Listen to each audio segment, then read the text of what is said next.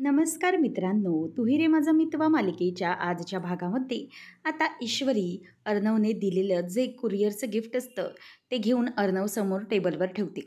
आता त्यावर सॉरी असं लिहिलेलं असतं. ते अर्णव बघतो आणि त्याला जणू काही माहीतच नाही असं तो दाखवत असतो. त्यानंतर मग जेव्हा अंजली ते बघते तेव्हा हाऊ क्यूट, किती गोड आहे हे सगळं, असं म्हणून ती त्याला बोलून दाखवत असते. कारण की सगळ्यांना माहीत असतं की हे सगळं अर्णवच करतोय. नंतर मग आकाश म्हणतो की वहिनीसाहेब, मला एक सांगा की कोण आहे हा माणूस जो सारखं सॉरीचं ग्रीटिंग्ज किंवा सॉरीचे कार्ड्स आणि त्याचप्रमाणे सॉरीसाठी मिठाई वगैरे पाठवतोय. तेव्हा मग ईश्वरी म्हणते की असतात ना अशी काहीतरी माणसं ज्यांना तोंडावरती सॉरी म्हणणं जमतच नाही. त्यावेळेला मग आता मामा म्हणतो की अगं ईश्वरी, तसं नाही, पण कोण आहे हा सगळा माणूस, म्हणजे इतकं सगळं करतोय. मला तर वाटतंय की आज दिवसभरातच ना आपलं गिफ्ट, आपलं घर हे सगळं या सॉरीच्या ग्रीटिंग्स कार्डने आणि या सगळ्या मिठाईने भरून जाणार आहे असंच वाटतंय मला. मग अर्णव, मला सांग हे सगळं कोण करतंय? नक्की तुला माहिती आहे का हे सगळं कोण करतंय? असं मामा त्याला विचारत असतो. त्यावेळेला मग आता त्यावर ईश्वरी म्हणते की कसं आहे ना मामा, काही लोक असतात ना ज्यां सॉरी तोंडावर बोलायला जमत नाही, मग हे असं काहीतरी करून स्वतःच्या वेळ बर्बादी करत असतात. तेव्हा मग अर्णव म्हणतो की मामा, पण कोणीतरी इतकं प्रेमाने, इतकं मनापासून सॉरी म्हणत असेल तर आपण एक्सेप्ट करावं ना. मग त्यासाठी इतकं असं आडेवेडे घेण्याची काय गरज आहे?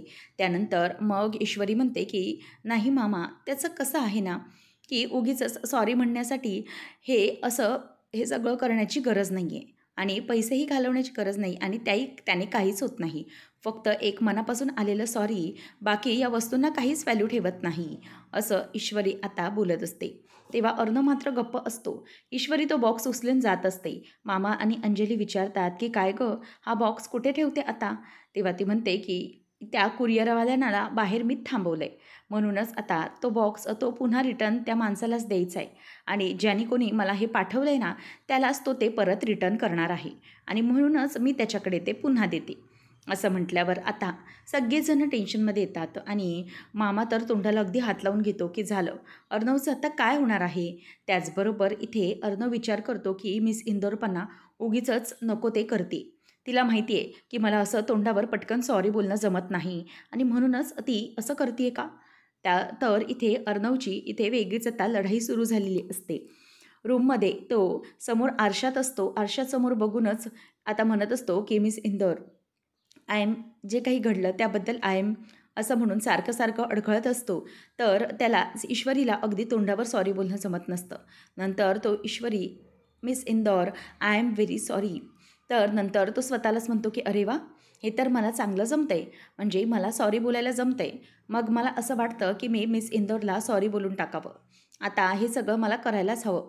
तर तिथे मागे ईश्वरी आलेली असते आणि ईश्वरी तिच्या कामामध्ये असते. तेव्हा अर्णव म्हणतो की मिस इंदौर, तू कधी आलीस? तो मागे वळून बघतो पण ईश्वरी त्याच्याशी काही बोलत नसते. तेव्हा तो म्हणतो मिस इंदौर, एक मिनिट, परंतु ती ऐकायलाच तयार नसते. ईश्वरी आता तिथून नेहमीप्रमाणे तिचा जो काही फंडा असतो की मधून रशी बांधायची आणि त्यानंतर मग मध्ये कपडे घालून बेडच्या अगदी मधोमध अगदी व्यवस्थितपणे 2 पार्ट तयार करायचे, हे तिचं सुरू झालेलं असतं. तेव्हा मग अर्णव म्हणतो मिस इंदौर, काय करतेस तू? एक मिनिट थांब. पण ईश्वरी काही त्याच्याकडे लक्ष द्यायलाच तयार नसते. अर्णव म्हणतो मिस इंदौर, एक मिनिट थांब ना. पण ईश्वरी काही ऐकत नसते. तेव्हा तो म्हणतो की मिस इंदौर, अगं मी तुझ्याशी काहीतरी बोलण्याचा प्रयत्न करतोय. तेव्हा मग आता ईश्वरीला तो म्हणतो की miss Indore, I am sorry. आता ईश्वरी त्याच्याकडे बघते आणि मग आता लगेचच पुढे तो म्हणतो की मिस इंदौर. तेव्हा ईश्वरी म्हणते की काय, तुम्ही मला सॉरी म्हणालात? चक्क ASR मला सॉरी म्हणाले? तेव्हा मग तो म्हणतो की आता म्हणतोय ना मी सॉरी. तुझा हा हट्ट होता की मी सॉरी म्हणावं, पण आता मी तुला म्हणतोय तर तू पुन्हा कशाला उगीचच काहीतरी बोलून दाखवतेस दुसरंच. तेव्हा ईश्वरी म्हणते की सर, ठीक आहे, तुम्ही सॉरी म्हणालात, पण असं एहसान केल्यासारखं बोलू नका. आणि काय हो, तुम्हाला सॉरी म्हणायचंच होतं ना, तर मग असे दिवसभर का गप्प होतात? म्हणजे दिवसभर जर सॉरी म्हणाला असतात तर काय झालं असतं? किती वेळ घेतलात तुम्ही एक सॉरी म्हणण्यासाठी, अख्खा दिवस घालवला आणि त्याच्यासाठी काय केलं? तर ते ग्रीटिंग्स पाठवले, मिठाई पाठवली. काय गरज होती या सगळ्याची? सॉरी म्हणण्यासाठी एक तोंडातून सॉरी म्हणाला होतात, बस झालं असतं ना. तेव्हा तो म्हणतो की मिस इंदौर, आता म्हणालो ना, उगाच तू मग त्या गोष्टी काढू नकोस हा सारख्या सारख्या. तेव्हा ईश्वरी म्हणते की ठीक आहे, मग अर्णवला ती विचारते की काय हो अर्णव सर, आता तुम्हाला माझा राग येतोय. मी तुम्हाला एक गोष्ट म्हणाली तर तुम्हाला त्याचा राग येतोय. पण मला काल तुम्ही किती ताप दिलात तुम्हाला माहिती आहे का? तुम्ही किती वेळा तीच गोष्ट रिपीट करत होते. मला सांगा नक्की काय झालं काय होतं हो तुम्हाला काल? असं अगदी विचित्र वागत होतात. काय बोलत होतात, काय करत होतात तुमचं तुम्हालाच समजत नव्हतं. तेव्हा तो म्हणतो की मिस इंदौर, मला पण माहिती नाही आहे हे कसं झालं. तेव्हा ईश्वरी म्हणते की मग आठवण्याचा प्रयत्न करा ना, नक्की काय झालं होतं तुमच्यासोबत? तेव्हा मग अर्णवला आठवतं. तो म्हणतो की मिस इंदौर, काल तू निघून गेली त्यानंतर मी केबिनमध्ये आलो. मी माझं काम करत होतो. परंतु नंतर केबिनमध्ये लावण्य आली आणि लावण्य आल्यानंतर आय थिंक सो तिने मला ब्लॅक कॉफी दिली आणि ती ब्लॅक कॉफी घेतल्यानंतर मला असं वाटायला लागलं विचित्र जरा. त्यानंतरचं मला काही आठवत नाही. ईश्वरी म्हणते की हां, तेच तर झालं ना. ह्या लावण्या मॅडमनेच हे सगळं केलं आहे. त्यांचंच कारस्थान आहे सगळं. आणि ती असं का करेल? तेव्हा मग लगेचच ती म्हणते की अच्छा, म्हणजे हे पण तुम्हाला मला सांगावं लागेल का की ते हे सगळं का करत होत्या? त्यांनी कॉफीमधून काहीतरी दिलं होतं तुम्हाला आणि तुमच्या जवळ येण्याचा प्रयत्न करत होत्या तुम्हाला. तुम्हाला माहिती आहे, मी वेळेवर नसते आले तर काय होऊन बसलं असतं? तो म्हणतो की मग काय केलं होतं तिने? तेव्हा ईश्वरी म्हणते की ती ती तुमच्या इतक्या जवळ येण्याचा प्रयत्न करत होती, तुमच्या इतक्या जवळ आली होती. समजलं इतक्या. असं करून ती आता हाताचं आणि चेहऱ्याचं डिस्टन्स दाखवत असते. तेव्हा मग ती म्हणते की एवढं तर जवळ मी पण तुमच्या आले नव्हते. असं म्हटल्यावर अर्णव तिच्याकडे बघतच राहतो आणि म्हणतो की मिस इंदौर, तू नव्हती आली? मग ती म्हणते की नाही, कधीच नाही. मग तो म्हणतो की मिस इंदौर, मग यायचंच ना तू जवळ इतक्या? असं म्हटल्यावर आता ईश्वरी म्हणते की चला झोपा आता, आणि ती त्याच्यापासून तोंड लपवते आणि गालातल्या गालातच हसत असते. आणि ती चेहरा पिरून हसत असताना इकडे अर्णवलाही जाणवतं की ईश्वरी गालातल्या गालात हसते किंवा लाजते. तर आता सगळेजण सकाळी नाश्त्यासाठी बसलेले असतात. त्यावर वल्लरी विचारते की काय गं अंजली, जावई बापू कुठे आहेत? म्हणजे दिसत नाहीत ती कुठे नाश्ता करण्यासाठी. तेव्हा अंजली म्हणते की अगं त्यांचा ना काहीतरी एक क्लायंटसोबत इम्पॉर्टंट मीटिंग होती आणि खूप घाई होती त्यांना. अगं चहा पण त्यांनी रूममध्येच घेतला, इतकी घाई होती. आणि तुम्हाला तर माहीत आहेच ना, एकदा की काही काम आलं तर यांचा स्वतःवरती कंट्रोल राहत नाही. एकदा कधी काम करतोय असं होतं त्यांना. स्वतःच्यापेक्षा कामाला जास्त महत्त्व असतं. असं म्हटल्यानंतर आता ईश्वरी तिथे येते आणि म्हणते की हे घ्या अर्णव सर तुमची ब्लॅक कॉफी. असं म्हणून आता ईश्वरीकडून तो कॉफी घेतो आणि नंतर मग ती विचारते की अर्णव सर, आता कॉफी तुम्हाला आता देते, मग थोड्या वेळानंतर तुमचा तो प्रोटीन शेक द्यायचा आहे ना? तेव्हा मग तो हो असं म्हणतो. नंतर मग आता लगेचच अंजली आणि मामा यांच्या खानाखुणा मात्र सुरू होतात. त्यांच्या लक्षात आलेलं असतं की ईश्वरी आणि अर्णव यांच्यामध्ये सगळं आता व्यवस्थित झालं आहे. तेव्हा आता लगेचच पुढे आकाश म्हणायला लागतो की दादा, काय रे सगळं व्यवस्थित झालं आहे असं वाटतंय मला. म्हणजे सगळ्या गोष्टी अगदी व्यवस्थित होते, काय घडलं होतं? असं तो तिला विचारतो. तेव्हा मग अंजली म्हणते की मामा, अरे आज असं वाटत नाही आहे की आज जरा ना थंडी पडल्यासारखी. म्हणजे काल वातावरण जरा गरमच होतं, पण आज अचानक थंडी पडल्यासारखं जाणवते ना, एकदम गुलाबी थंडी पडल्यासारखं. तेव्हा मामा हो गं अंजली असं बोलून त्यांना चिडवत असतो. त्याच वेळेला आता ईश्वरीचा फोन तेवढ्यातच वाजतो. ईश्वरी म्हणते की हे काय? आईचा व्हिडिओ कॉल. सगळेजण ईश्वरीकडे आणि अर्णवकडे बघून हसत असतात. नंतर मग ईश्वरी म्हणते की आई बोल ना, काय झालं आज तू व्हिडिओ कॉल केलास? त्यावर ती विचारते सुप्रिया की काय गं, सगळं म्हणजे ठीक आहे ना? तू घाईत वगैरे तर नाही आहेस ना? म्हणजे बोलू शकतेस ना? तेव्हा ती म्हणते की हो आई, म्हणजे इतकी काही घाई नाही, सगळेजण नाश्ता करतायत. तेव्हा मग ती म्हणते की अगं तुला याच्यासाठी कॉल केला होता की मला नमुने काल पेपरमधली बातमी दाखवली. पण त्या बातमीमध्ये माझ्या लक्षात आलं की अगं सगळं काही व्यवस्थित घडतंय आणि तुझा जो काही फोटो होता ना, तो फोटो पाहून मला खरंच खूप बढिया वाटलं. बरं, तेव्हा मग तू अर्णवला देतेस का जरा कॉल? तेव्हा मग अर्णवला ती फोन देते. वल्लरी मात्र स्वतःच्या चेहरा लपवत असते. मामा बघतो आणि म्हणतो की म्हणजे हे काय आहे? चक्क वल्लरी स्वतःचं तोंड का लपवते यांच्यापासून? तेव्हा ईश्वरीने आता व्हिडिओ कॉल म्हणजेच व्यवस्थित असा धरलेला असतो अर्णव दिसण्यासाठी. तेव्हा वल्लरी मात्र तिथे स्वतःचं तोंड लपवते. त्याच वेळेला मग आता ईश्वरीला ती म्हणते की अगं जावई बापू नीट दिसत नाही. मग ती फोन धरते आणि म्हणते की आता बघ. तेव्हा त्यावर आता लगेचच ती म्हणते की अगं काय आहे ना, तुमची काल पेपरमधली बातमी बघितली आणि खरंच खूप छान वाटलं मला. आणि तुम्हाला माहिती आहे का जावई बापू, आमच्या इशूचा कधीही असा पेपरमध्ये फोटो आला नव्हता, परंतु तुमच्यामुळे इशूचा फोटो पेपरमध्ये आला. तेव्हा मग त्यावर अर्णव म्हणतो की हे बघा काकू, त्यात माझं काहीही क्रेडिट नाही आहे. खरं तर हे क्रेडिट मिस इंदौरचं आहे. शी डिझर्व्ड इट. असं म्हणून आता तिच्या कर्तृत्वाने तिने हे मिळवले असं ती दाखवते. त्याच वेळेला मग आता ईश्वरी म्हणते की आई बोल आता. मग सुप्रिया म्हणते की मी काय म्हणते, अगं कालच तुम्हाला आम्ही कॉल करणार होतो, परंतु काय झालं, बाबांसाठी काल हॉस्पिटलमध्ये गेले होते ना, त्यामुळे मला जरा वेळ नाही मिळाला. बरं घरातले सगळेजण कसे आहेत, उत्तम आहेत ना, असं विचारल्यावर लगेचच ईश्वरी म्हणते की हो हो, सगळेजण एकदम बढिया आहेत. तेव्हा वल्लरी काहीतरी खाली पाठवण्याचं नाटक करते आणि नाटक करूनच ती आता तिथून काहीतरी उचलून काहीतरी करण्याचा प्रयत्न करते आणि घाबरते. बापरे, जर या सुप्रियाने मला पाहिलं तर प्रॉब्लेम होऊ शकतो, असं ती म्हणून स्वतःच घाबरत असते. तेव्हा आता त्यावर ईश्वरीला सुप्रिया म्हणते की अगं मला जरा सगळ्यांशी बोलायला देतेस का, सगळे ठीक आहेत ना. तेव्हा मग आता सगळेजण ठीक असतात असं ईश्वरी दाखवत असते. त्याच वेळेला मग विचारतो की काकू आता काकांची तब्येत कशी आहे. ती म्हणते की हो आता अगदी व्यवस्थित आहे. आणि मग वल्लरी उठते आणि नंतर मामाकडे ईश्वरी व्हिडिओ कॉल देते. तेव्हा मामा विचारपूस करत असतात. मग सुप्रिया विचारते की काय मामा तुमची तब्येत ठीक ना. तेव्हा मग तो म्हणतो की हो एकदम बढिया, तुम्ही कसे म्हणताय आणि घरातले सगळे ईश्वरीची आत्या वगैरे सगळे व्यवस्थित आहेत ना. तेव्हा मग सुप्रिया पण म्हणते की हो सगळे अगदी मस्त मजेत. आणि त्यानंतर मग आता सुप्रिया म्हणते की हो खरंच बरं वाटलं हां तुमच्याशी बोलून. त्यानंतर मग मामाशी व्हिडिओ कॉल होत असताना तिथे सुप्रिया आता बाजूला असते, त्यामुळे वल्लरी खूप घाबरलेली असते. ती म्हणते की नाही, आता हा फोन कदाचित माझ्याकडे वळू शकतो. त्याच्या अगोदरच मला इथून काहीतरी करून पळ काढला पाहिजे. त्यामुळे सुप्रियाशी जेव्हा मामाचं बोलणं सुरू असतं, तेव्हा मात्र लावण्या घाबरलेलीच असते आणि ती तिथून आता मामाच्या जवळूनच निघून जाते. कारण की जर काही झालं तर मात्र प्रॉब्लेम होऊ शकतो, म्हणून आता ती घाबरते. त्यावेळेला अंजलीला आता लगेच मामा फोन देतो आणि वल्लरी मागे जाते. तिच्या मागोमाग आता मामाही निघून जातो, कारण काय झालं हे बघण्यासाठी. त्याच वेळेला आता अंजली म्हणते की काकू तब्येत कशी आहे तुमची. तेव्हा ती म्हणते की हो मी एकदम मस्त. तुम्ही सांगा अंजली ताई तुमची तब्येत कशी आहे. तेव्हा ती म्हणते की हो अगदी मस्त मजेत आहे मी आणि व्यवस्थित सुरू आहे सगळं औषध पाणी वगैरे. तेव्हा मग काळजी घ्या असं ती सांगते आणि मग लगेच आकाशही म्हणतो की हाय काकू कसे आहात तुम्ही आणि नम्रता कशी आहे. तेव्हा मुद्दामच तो नम्रताबद्दल विचारतो. तेव्हा तीही म्हणते की हो एकदम मस्त आहे नम्रता. तर इथे ईश्वरी फोन घेते आणि म्हणते की आई मी एक काम करते, व्हिडिओ कॉल करण्यापेक्षा तुला कॉलच करते. इथे जास्त म्हणजे रेंजचा प्रॉब्लेम असल्याने व्यवस्थित दिसत नाही आहे.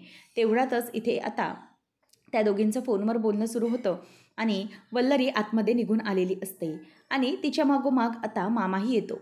मामा विचार करतो की नक्की काय झालं आहे. नक्की वल्लरी ही ईश्वरीच्या आईला भेटणं किंवा त्यांच्याशी बोलणं का टाळते. काहीच कळायला मार्ग नाही. म्हणजे लग्नाच्या वेळेलाही वल्लरीने असंच केलं होतं आणि आत्ताही त्यांच्याशी बोलणं होतच नाही आणि त्यांना ती भेटतच नाही अजून, असं का करते ती. तेव्हा मग आता यावर मामा येतो आणि म्हणतो की वल्लरी काय झालं, काय काय प्रॉब्लेम काय आहे तुझा. तेव्हा वल्लरी म्हणते की कसला प्रॉब्लेम, काय बोलताय तुम्ही. तेव्हा मामा म्हणतो की हे बघ वल्लरी, तुला सगळं माहिती आहे. मी तुला इथे काय विचारण्यासाठी आलो आहे ते.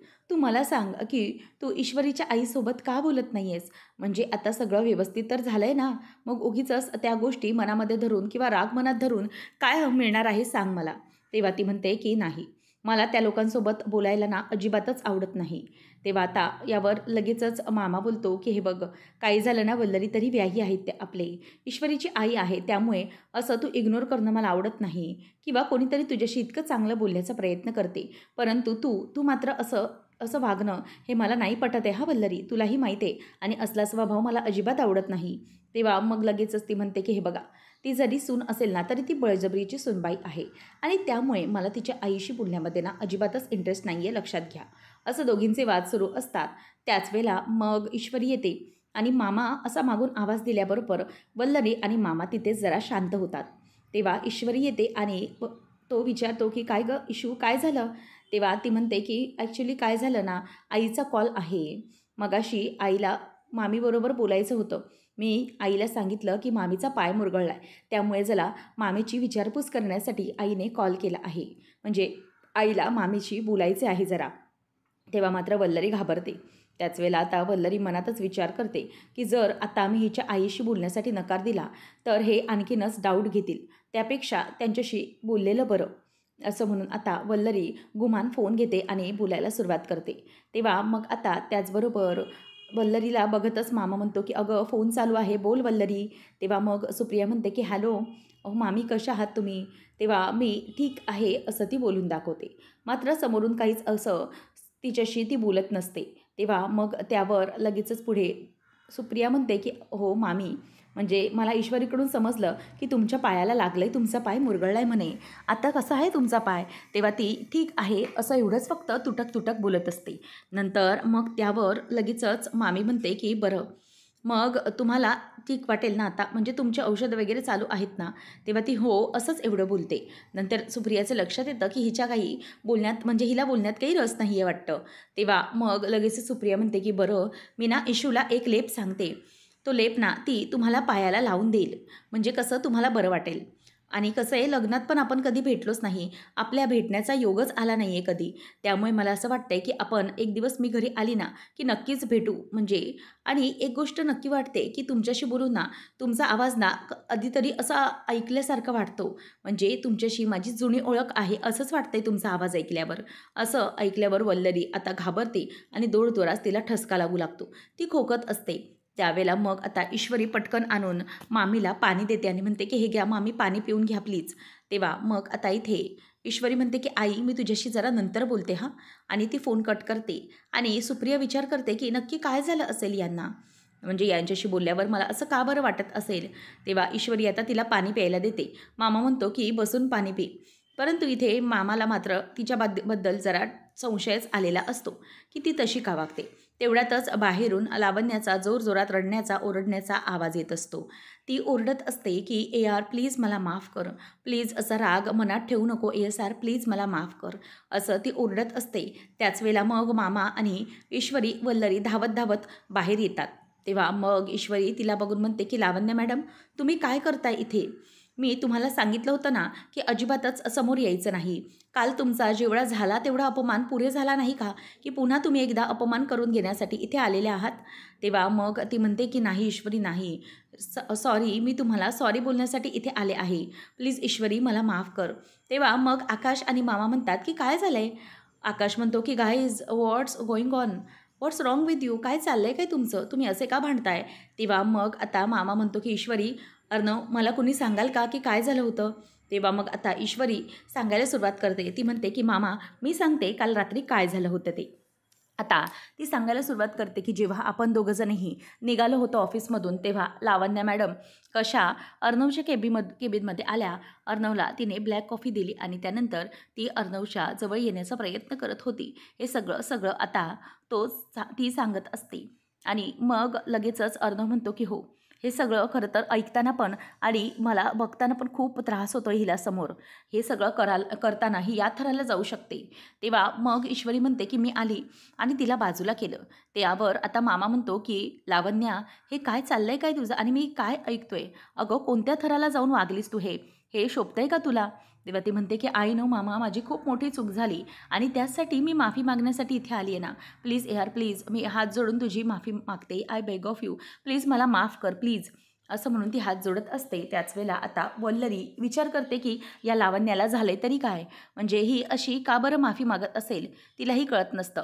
तेव्हा मग अर्णव काही ऐकायला तयार नसतो. तेव्हा मग लावण्य त्याचे पाय धरू लागते आणि म्हणते की यार प्लीज असं करू नको, प्लीज हवं तर मी तुझे पाय धरते, पण प्लीज मला माफ कर. हे जे काही झालं आहे ना ते प्लीज विसरून जा आणि या गोष्टी विसरून जा. ईश्वरी म्हणते की एक मिनिट लावण्या मॅडम, प्लीज आधी ना हे सगळं तुमचं असं वागणं थांबवा. अहो का करताय तुम्ही हे सगळं असं? याने तुम्हाला नाही तर आम्हालाच त्रास होतोय, कळत नाही आहे का तुम्हाला?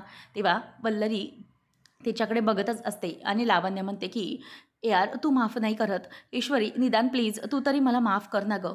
तुला माहिती आहे ना गं मी हे सगळं का वागते, कशासाठी वागते?